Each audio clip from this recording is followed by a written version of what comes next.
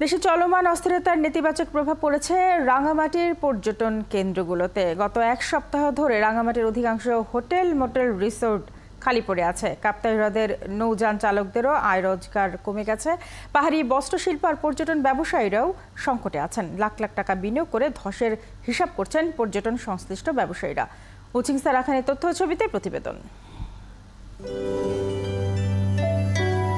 প্রতিবছর এই সময় রাঙামাটিতে ভিড় করে দেশি বিদেশি হাজারো পর্যটক। মুখরিত হয়ে ওঠে ঝুলন্ত সেতু, পলওয়েল পার্ক, রাজবন বিহার, শুভলং ঝর্ণা, আরণ্যক রিসোর্ট, লাভ পয়েন্ট, কাপ্তাইয়ের পড হাউস সহ বিভিন্ন পর্যটন স্পট। পর্যটন ব্যবসাও হয় রমরমা। বর্তমানে চিত্র পুরোই উল্টো। কোটা সংস্কার আন্দোলনকে ঘিরে সংঘাত আর অস্থিরতার কারণে এখানে বেড়াতে আসছেন না কেউ। প্রতিটি পর্যটন স্পটই প্রায় জনশূন্য।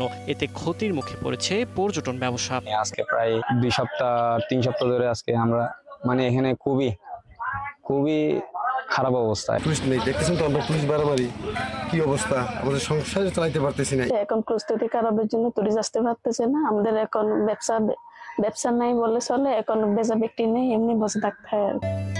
সারা দেশে কারফিউ থাকলেও 3 পার্বত্য জেলায় কোনো কারফিউ নেই। এরপরও চলমান পরিস্থিতির আতঙ্কে শুক্রবার শনিবারেও কেউ পর্যটন স্পটে আসছেন না, জানান ব্যবসায়ীরা। চলমান পরিস্থিতির কারণে বর্তমানে তেমন গেস্ট নেই আমাদের।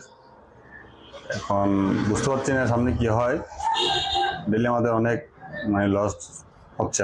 তবে রাঙামাটি পর্যটন কর্পোরেশনের বাণিজ্য কর্মকর্তা বলছেন, পরিস্থিতি স্বাভাবিক হলেই আবারও রাঙামাটি পর্যটন মুখর হয়ে উঠবে। তখন লোকসানও কাটিয়ে ওঠা যাবে। আমাদের দৈনিক 50 থেকে 60 হাজার ক্ষয়ক্ষতি হয়েছে।